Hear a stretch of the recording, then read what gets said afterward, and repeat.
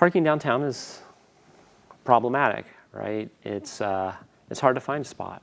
People want to go downtown. There's things to do there. We have nice restaurants, we have interesting shops, there's stuff to do. It's not like you go to some smaller towns, just up the I-5 corridor or the Interstate 80 corridor, and the downtown there's plentiful parking because nobody wants to be there. And so the fact that Davis has an intact downtown that people want to go to and spend time at, that's a good thing. I think, though, we've reached that point where people will want to go downtown and are being discouraged from going downtown because they worry about where are they going to park.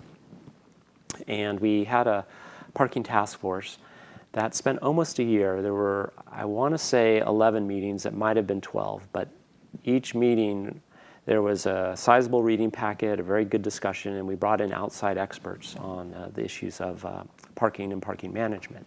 The commission was composed of kind of a good cross-section of Davis in terms of some shopkeepers, some terms of some residents, and just a variety of people, just involved community members coming together and really trying to look into, find out more about the parking issues and come up with some solutions.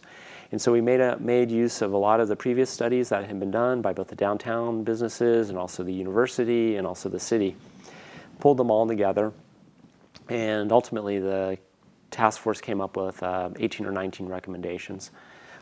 The key one was to have some paid parking in the core of downtown. We are adjacent to the university where the student enrollment is quite large. There are classes at all times of the day and all times during the week, and to park on campus costs $9. You can buy a quarter-long permit and it's slightly less, but if I just hopped in my car and went over there and tried to park somewhere, $9. Downtown, we let people park essentially for free for 2 hours. So if I'm a student, have a 1-hour class on Thursday morning, maybe I'll go park downtown and just scoot to class and scoot back. And what's interesting is if you go to the Borders, Whole Foods lot now, if you go and camp out at 9 o'clock in the morning and watch people park there and take a tally of which direction they walk. Are they walking to go to Whole Foods or the Gap, or are they walking towards campus? And you'll discover in many areas of our downtown, a lot of people are headed towards campus. And then we also have the situation where we have employees who are going to be downtown for 6+ hours. They'll park and then they'll just move their car and then move their car again, and there's no real incentive for them to go park a little further away. So the idea of paid parking is really about management, and this is a very important point. The reason for paid parking is to manage the supply, not so that the city gets revenue. And the idea is in some areas, let's call it, just for instance, 2nd Street and 3rd Street between D and G, you might have parking meters.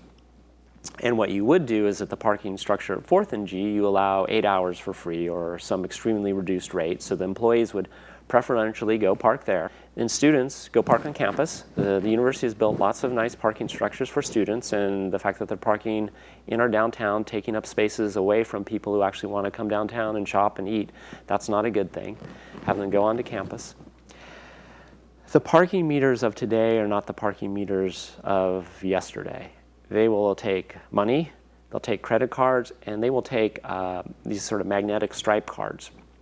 The reason that's important is that, I don't know if you ever shopped at the downtown Macy's in Sacramento, but you could validate your parking. So you'd go, you'd get your little thing, and then you realize, wait, if I buy something, my parking is free. If I don't, then I have to pay a couple dollars. We can do a similar sort of program, and we could do it in a smarter sort of way. So we could partner with the Davis Downtown Business Association, and every shop would be linked. And if you spend $100 a month or a quarter or some number, it would know, your card would know that, and when you go to pay for your parking, instead of 50 cents an hour, maybe it's free, first hour free, or first hour free and then 25 cents an hour after that. But the idea would be this could be used to help increase business for the businesses downtown. And for somebody like me who, okay, I went to Blaze Pizza and had a pizza with my son and, spent a little money, I might think, oh wait, if I spend an extra $15 this month, next month I can park for free. And so there's this incentive, and then it gets me to go downtown, and it's kind of this win-win situation. I kind of hate that term, but it really is. It helps the shopkeepers there. It helps me to support my downtown, and it also makes it easier for me to park, because even though more people are going to want to go downtown to shop and do things, we have freed up a lot of these prime spaces by scooting the students and the employees out of that section. So when I want to go, I can go and park in a much closer proximity to where I want to go. So it's much more convenient for me. Good.